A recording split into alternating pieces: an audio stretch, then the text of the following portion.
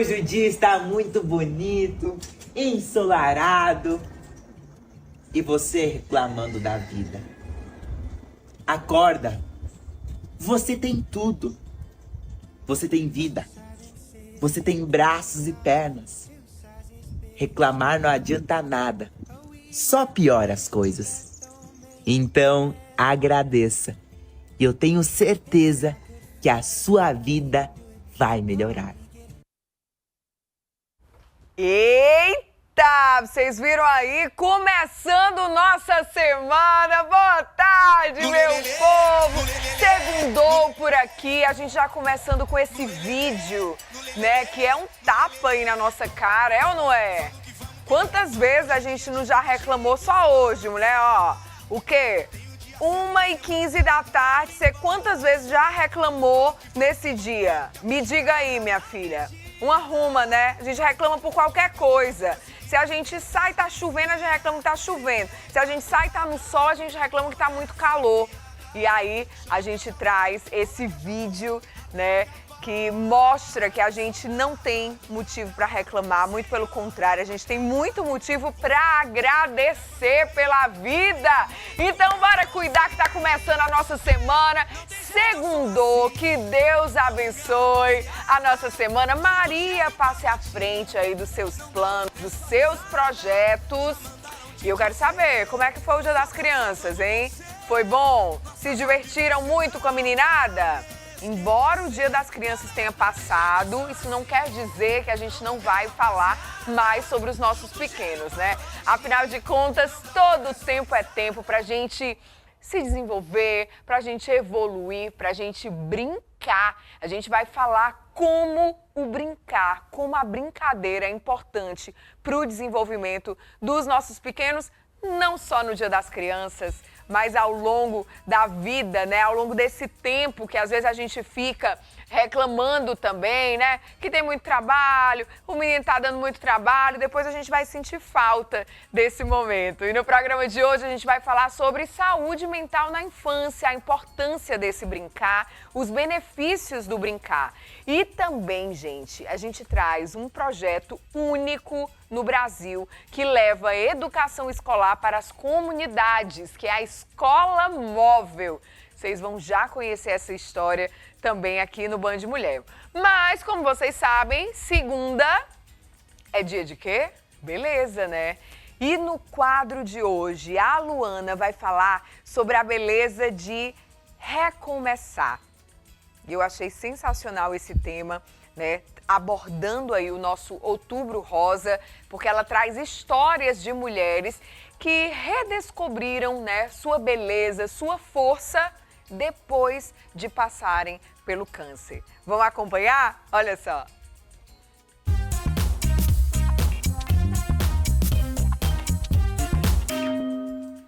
E hoje o nosso quadro da beleza vai ser um pouco diferente, mas vamos falar de beleza. Você já parou para pensar que muitas mulheres passam pelo processo de CA e muitas vezes não conseguem ou sabem como cuidar de sua aparência? Estamos no mês de conscientização daquelas mulheres que precisam prevenir para não encontrar a doença ou encontrá-la e se curar.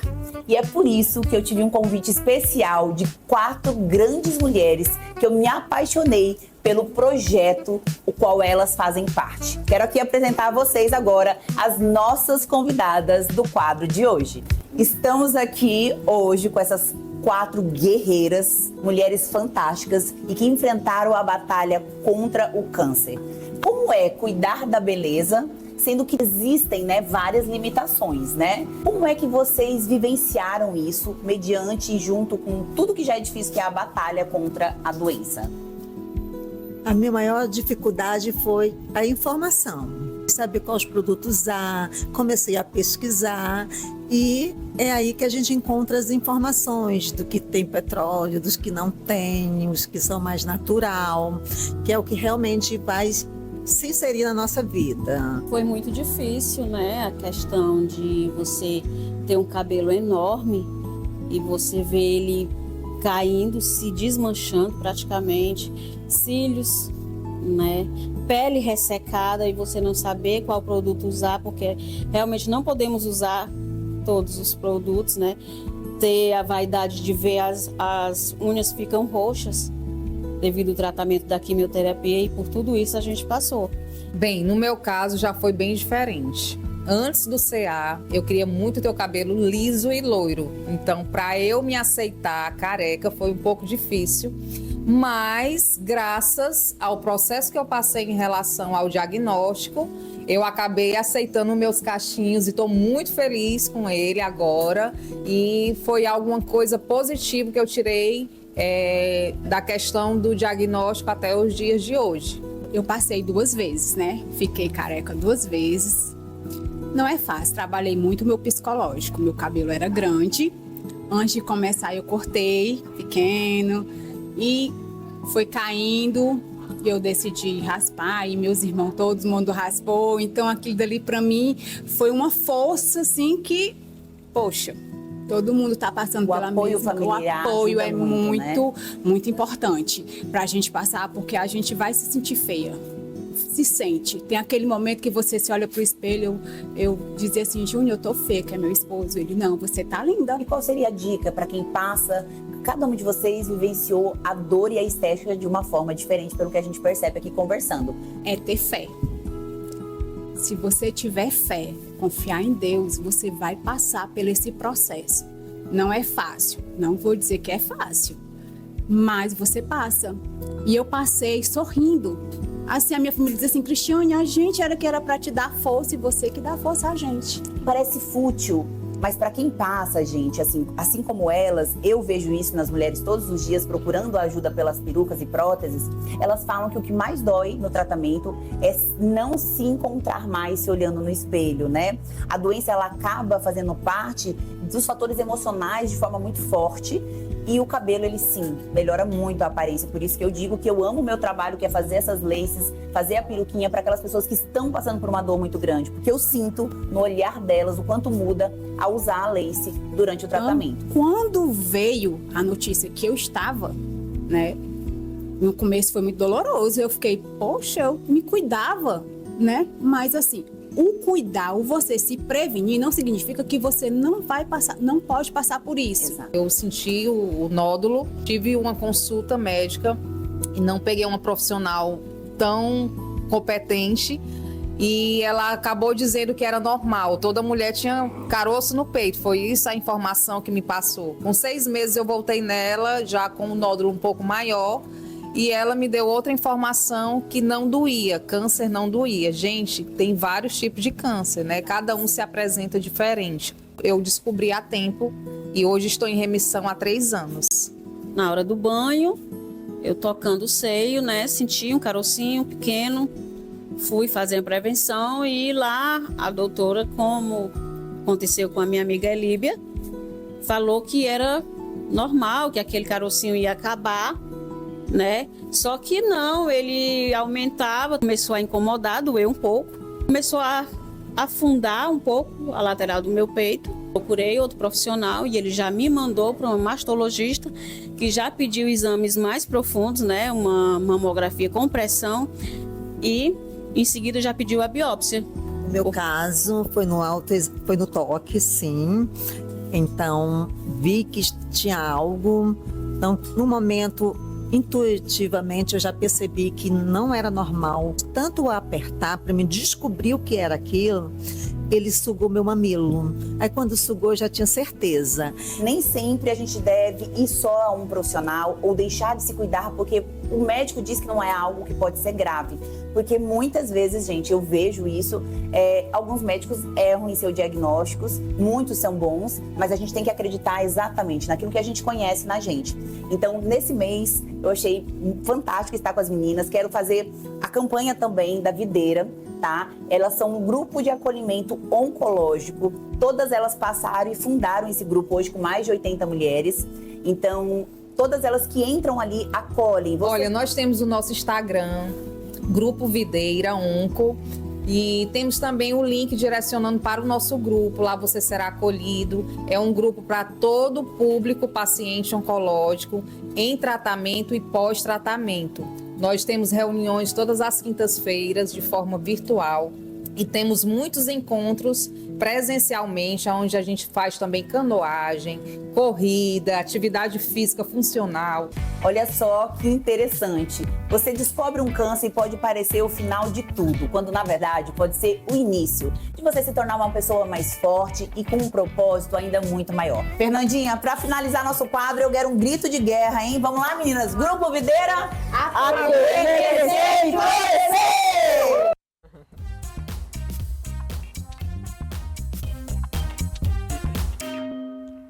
Sensacional, né, gente? Amei, que conteúdo bacana.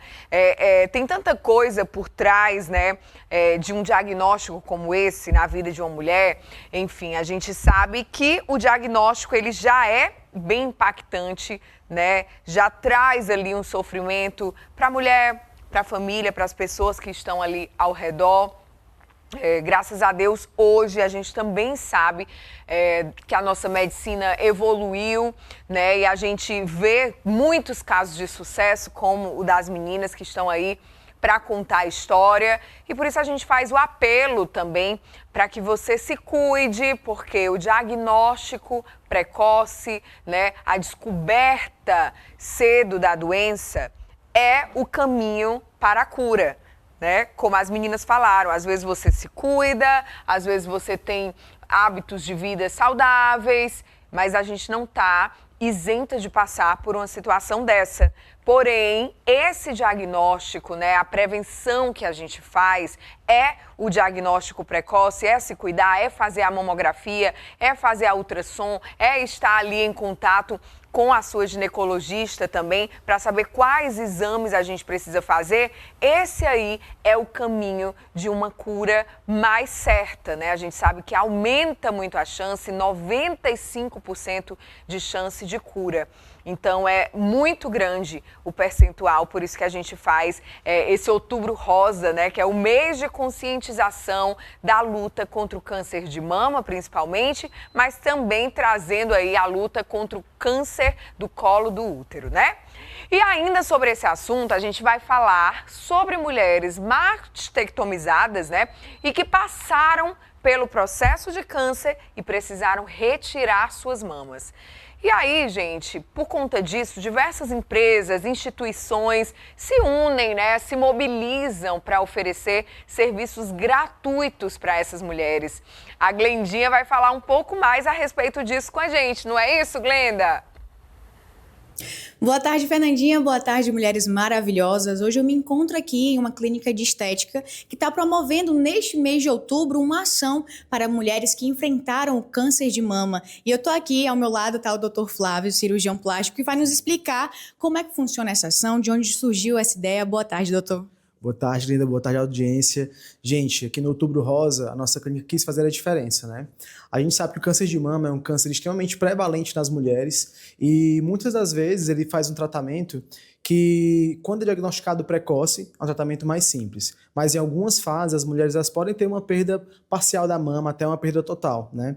E querendo trabalhar com essas vencedoras do câncer de mama, existem algumas etapas da reconstrução de mama e uma delas é a pigmentação das areolas, para aquelas mulheres que perderam as areolas, porque isso muda muito a estética e a autoestima dessas pacientes, né? E durante todo o mês de outubro, a gente está muito feliz de poder realizar a micropigmentação de areolas para todas as mulheres que buscaram nosso serviço. A gente vai ficar muito feliz com essa divulgação de vocês.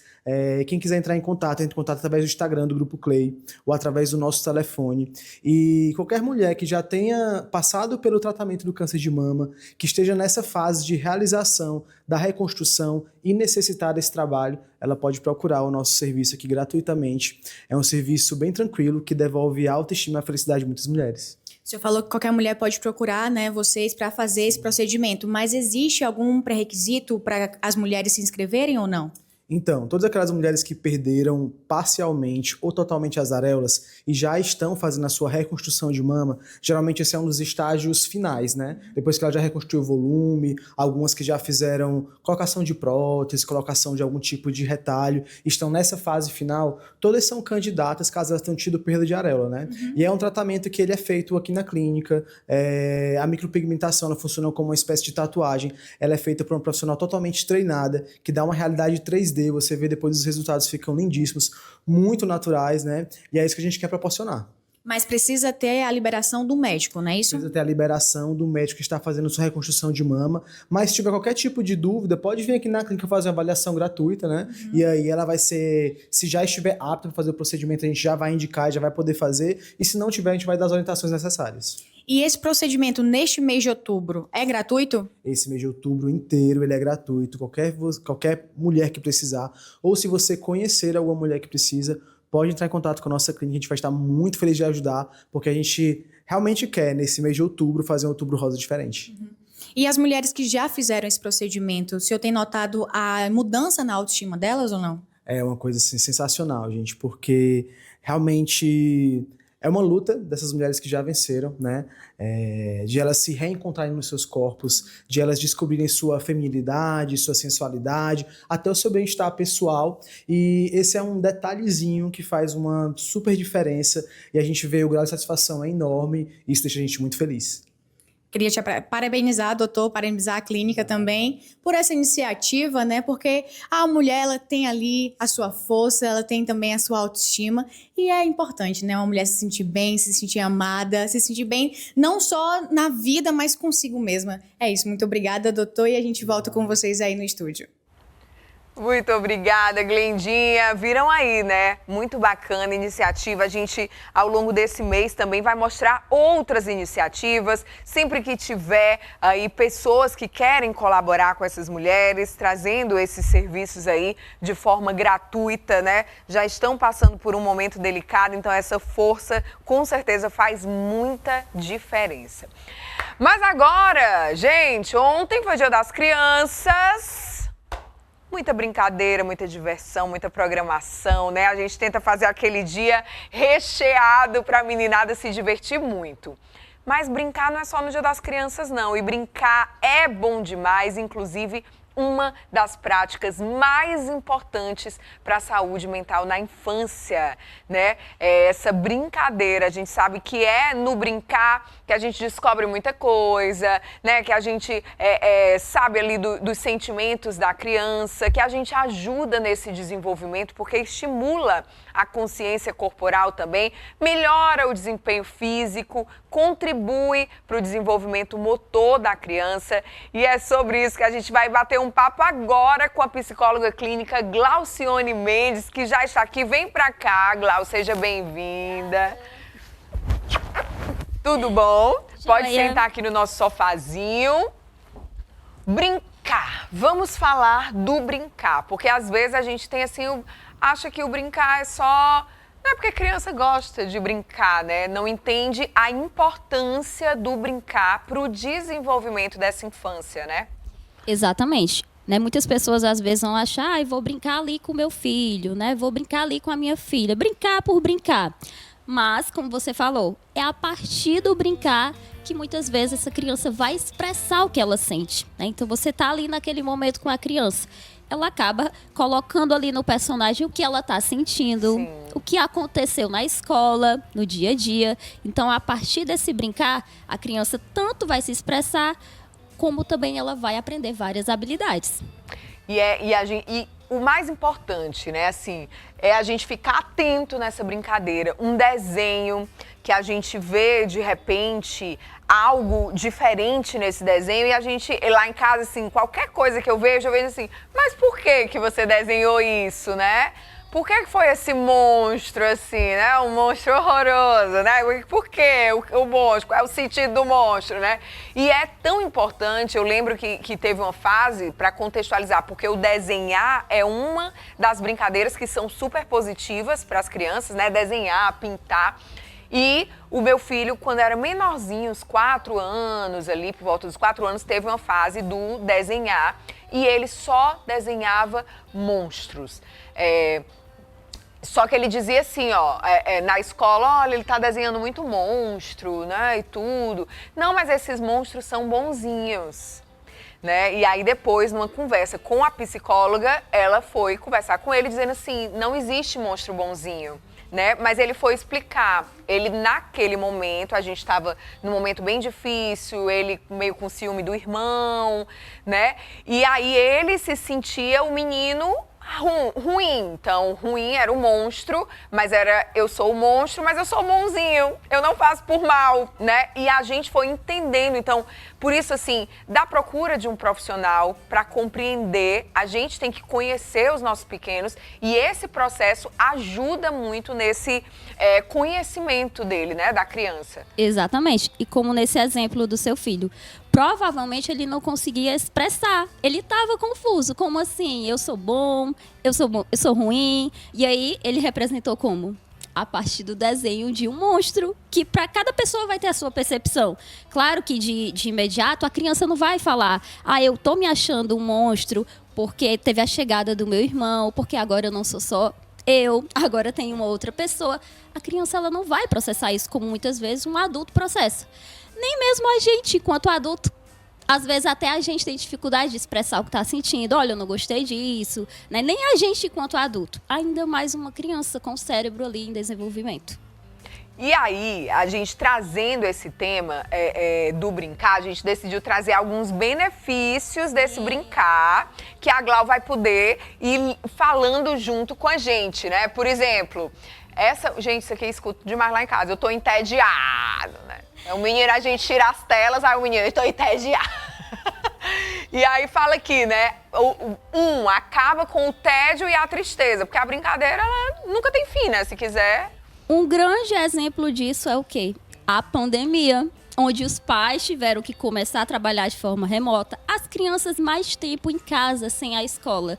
Haja criatividade para pensar 1000 brincadeiras. Teatro das sombras, construir coisas com o que tinha ali dentro de casa.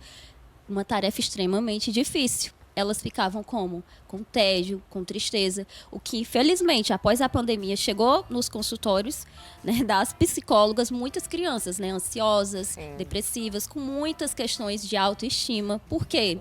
O isolamento, né, haja criatividade para ter brincadeira e isso afetou muito no emocional. Né? Então, a questão do brincar, e gente, quando a gente fala brincar, não é ter brinquedos elaborados ou caros, não. É você ver o que a criança gosta, né? Às vezes é brincar ali de cosquinha, brincar de esconde, algo que faça sentido para ela não ficar no ócio. Porque criança no ócio ou vai aprontar ou vai buscar as telas, isso é um fato. Aí já é outro problema que já dá para outro tema, né? É isso. Agora, 2, incentivam a socialização e fortalecem o vínculo entre pais e filhos. Muitas crianças acabam apresentando alguns comportamentos inadequados na escola ou em outros contextos, porque às vezes tem carência mais de momentos com pais, né, de momento com os pais, e às vezes representam isso através de comportamentos inadequados.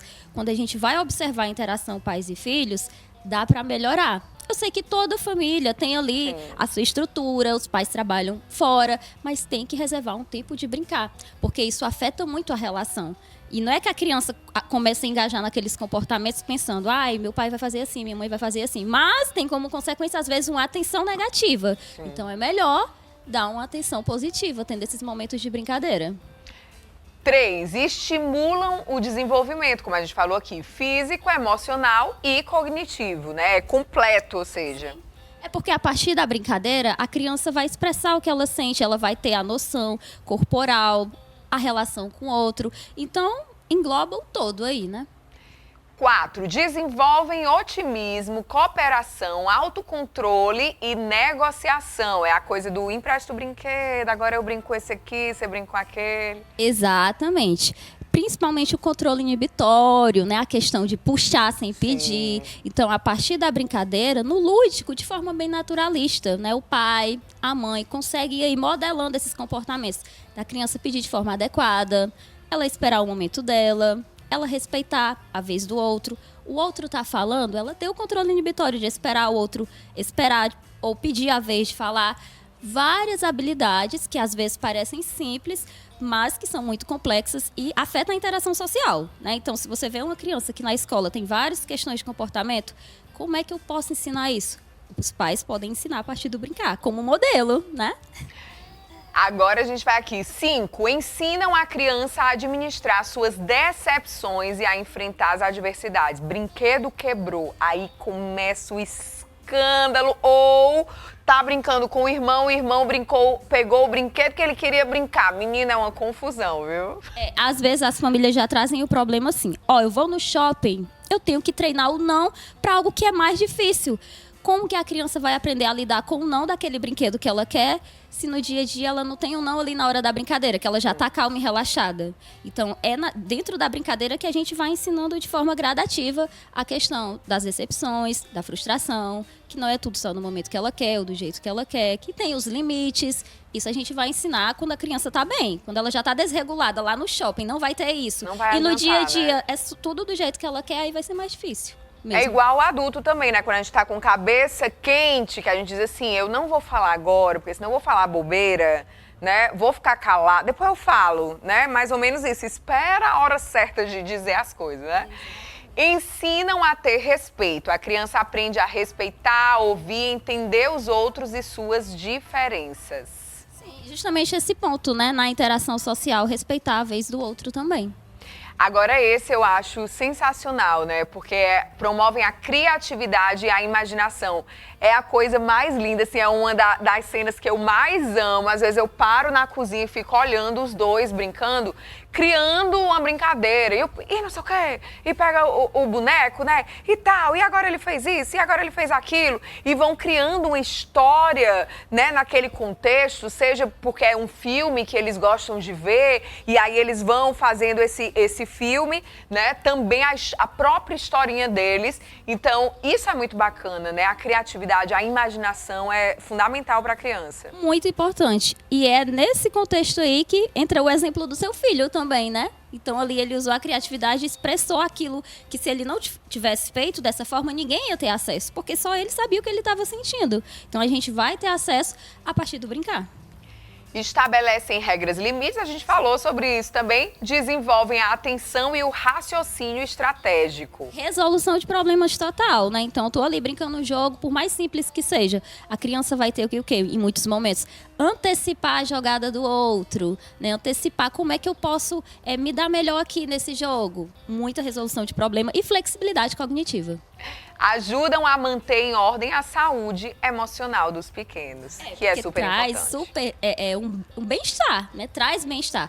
Claro que aqui a gente está falando desses benefícios de uma criança que sabe brincar. Sim. Aqui é uma criança com desenvolvimento típico, né? Eu sou psicóloga clínica, especialista em análise do comportamento, e eu também atendo crianças autistas. Então, dentro desse contexto, né, de Dia da Criança, se você percebe que o seu filho, o meu filho não brinca, ele não sabe brincar. Ele não tem interesse de brincar. Eu dou um carrinho, ele joga no chão. Então, se você percebe que, diferente do que a gente estava falando aqui, o seu filho não sabe brincar e nem tem interesse, aí já é um ponto que você deve dar atenção e buscar um diagnóstico médico, né? Para saber se tem um atraso significativo para que você possa ajudá-lo. Dentro das brincadeiras, ensinando aquelas habilidades de brincar, que até então você vê que ele não tem. Viram aí, né? Eu gostaria de agradecer a Glau. Vocês viram aí que até no brincar você consegue ver essas questões. Tipo, será que eu preciso pedir ajuda pro meu filho, né? Será que eu preciso procurar um profissional para tentar entender o que está acontecendo? Então, muito obrigada, viu, Glau? Eu que agradeço a participação. Amei, amo esse tema. Vamos falar sobre isso, sobre menino, brincadeira, criança, vida de mãe, enfim. Mas a gente vai pro intervalo rapidinho, que a Lígia já tá dizendo que eu tô falando demais. A gente volta já, não sai daí não.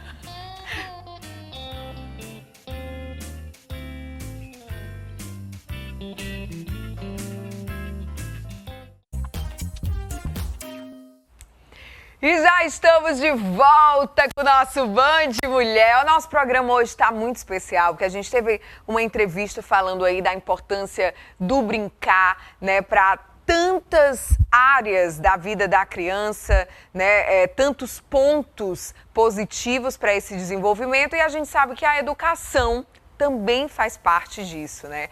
E o Pequeno Nazareno é a primeira e única organização da sociedade civil no Brasil a operar a Mobile School, é isso? Tá vendo, meu filho? Eu tô bem no inglês, viu, Alisson? Tá vendo?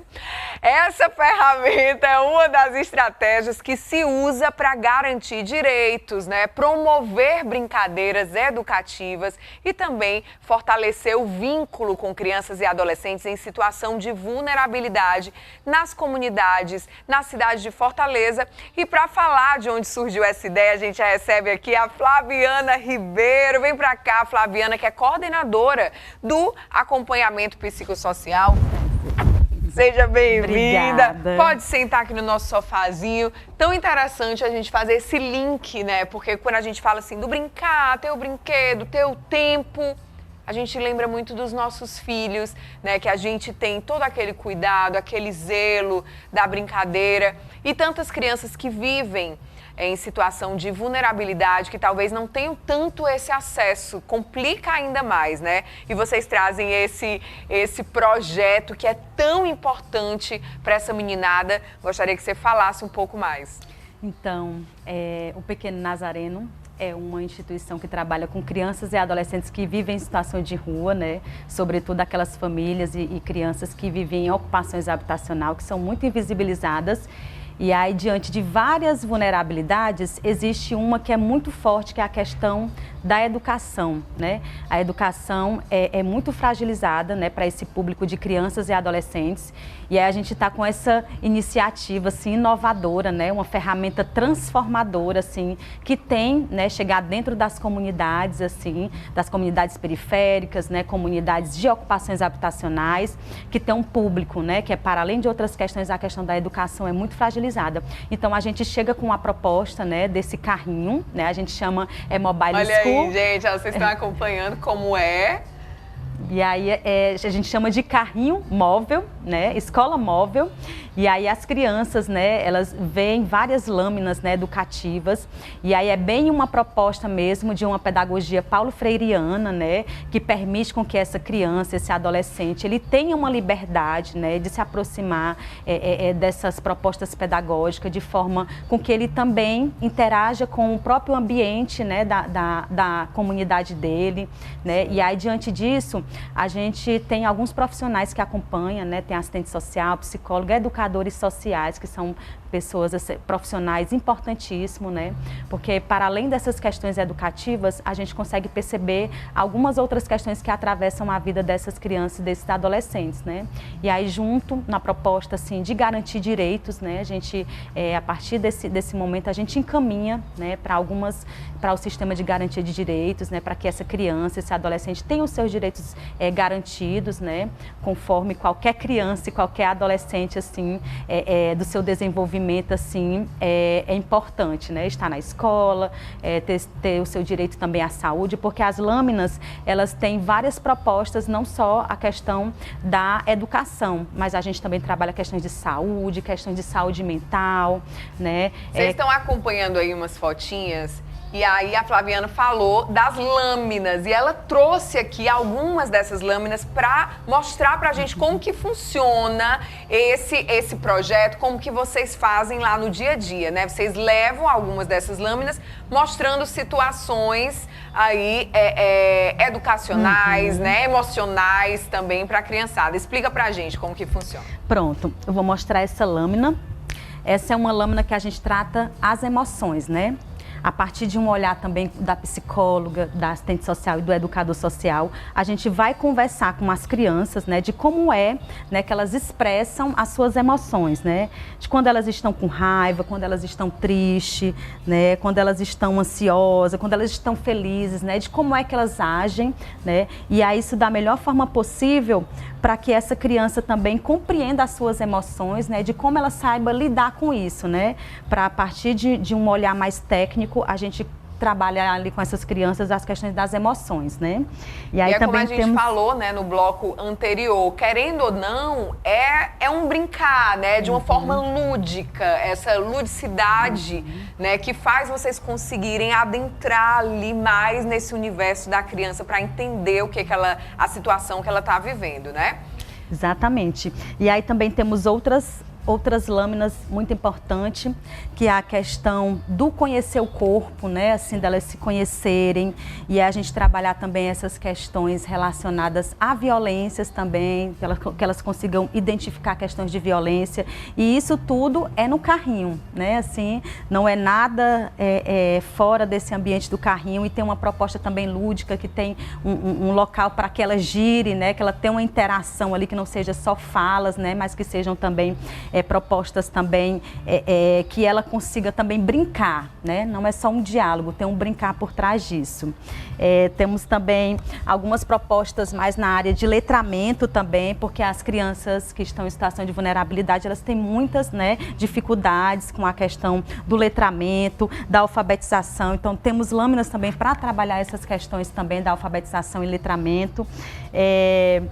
Temos também, são lâminas também que dá para trabalhar também movimentos, né, assim, com essa criança, para que ela possa também brincar nesse momento que ela está girando, né? Tem a música também que a gente pode trabalhar, então são várias possibilidades, assim, que esse carrinho ele proporciona, né? E o carrinho ele vai circulando, como que é essa dinâmica? Pronto, a gente tem a proposta de trabalhar por 6 meses em cada comunidade, para que a gente construa, assim, vínculos, né, com essa comunidade, com essa criança, para que ela consiga aprender também, né, a partir dessa proposta, e depois esse carrinho ele vai circulando pelas cidades, né, principalmente nas comunidades, né, periféricas, nas ocupações habitacionais e com o público de crianças e adolescentes que vivem em situação de rua. E aí... Hoje vocês estão circulando por onde, por exemplo? Hoje nós estamos na ocupação chamada Paraíso e Vista para o Mar, que são 2 ocupações habitacionais situadas na Praia do Futuro. Praia do Futuro. E aí tem mais um ali, não sei se você vai falar daquele. Sim. Essa última. Sim, também temos essa que trabalha essa questão do trabalho infantil, né, que é muito naturalizada, assim, com crianças e adolescentes que vivem em situação de rua. E aí a gente traz essa proposta porque faz parte desse contexto de vida dessas crianças e dos adolescentes. E aí, assim, a Mobile School, a escolinha móvel, ela tem muito essa característica também, né, de identificar a realidade de cada comunidade e se adequar. E a partir daí a gente trazer, né, reflexões críticas, né, para que essa criança, esses adolescentes se compreendam, né, como sujeito de direitos, né, e aí, por fim, a gente vai, assim, se desenvolvendo, né. E aí, além disso, não é só uma escuta e um brincar. A gente tem os acompanhamentos com a psicóloga, assistente social, né, que são fundamentais para a gente conseguir encaminhar outras questões que a gente identifica, né, dentro a partir desse brincar, dessa interação. E aí o Pequeno Nazareno já tem, assim, há quase 32 anos, né, assim, de existência, né, desse trabalho dentro das comunidades, né, com esse público de crianças e adolescentes em situação de rua. Já existem outros trabalhos, né, dentro do Pequeno Nazareno, que já é bem conhecido, de fato, e esse é mais um que vem aí para agregar o trabalho que vocês já realizam, não é isso? Exatamente, né, como você bem reforçou, esse é o único, né, é a única escolinha móvel, né, no Brasil, e ele é muito recente no Pequeno Nazareno. A gente começou agora em janeiro, né, tá com essa proposta em janeiro, mas já tem, assim, um impacto muito positivo, né, na vida, inclusive, das crianças, né, estimula as crianças a retomar para a escola, né, essa vontade de aprender, essa vontade de estudar, né, então é uma ferramenta, assim, fantástica, né. A gente, ao longo aqui da entrevista, a gente estava mostrando um pouco, né, aí do trabalho na comunidade. Deve ser uma grande... O carrinho fica lá parado ou ele vai e volta? Isso funciona todos os dias, uma vez por semana? Como que é?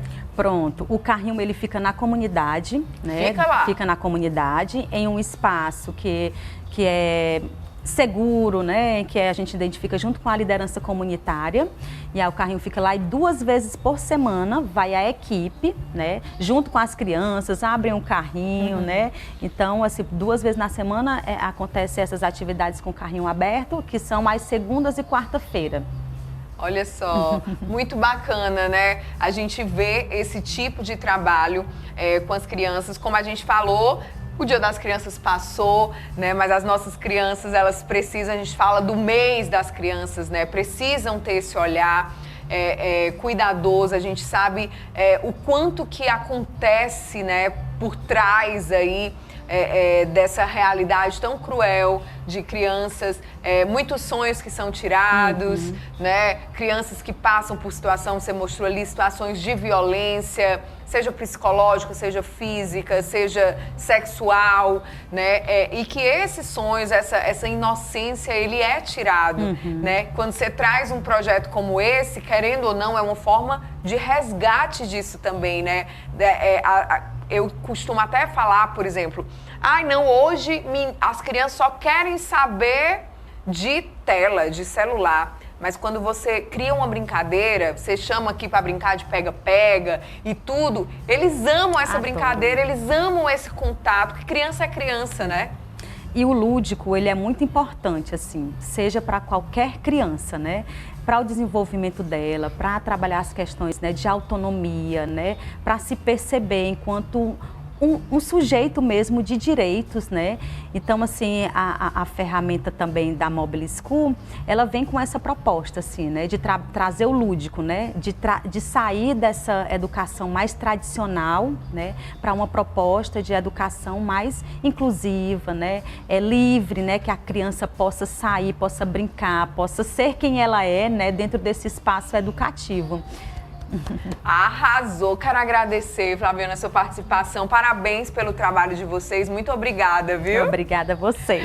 E o nosso Band Mulher desta segunda-feira vai ficando por aqui, quero avisar vocês, viu, Alisson? Quero avisar você, estou saindo de férias, viu, Alisson? Tô saindo de férias, Mas calma aí, 15 dias, passa bem rapidinho, tô de volta. Enquanto isso, vocês vão ficar, como aos cuidados de quem? De Lígia Xavier, da minha produtora Lígia Xavier, e também de Glenda Rosa, que vai ficar aqui com vocês. Então aproveitem também esse tempo de respiro da minha cara, viu, minha gente?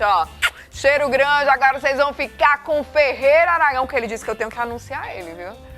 Beijo grande, até a volta. Tchau. Obrigada.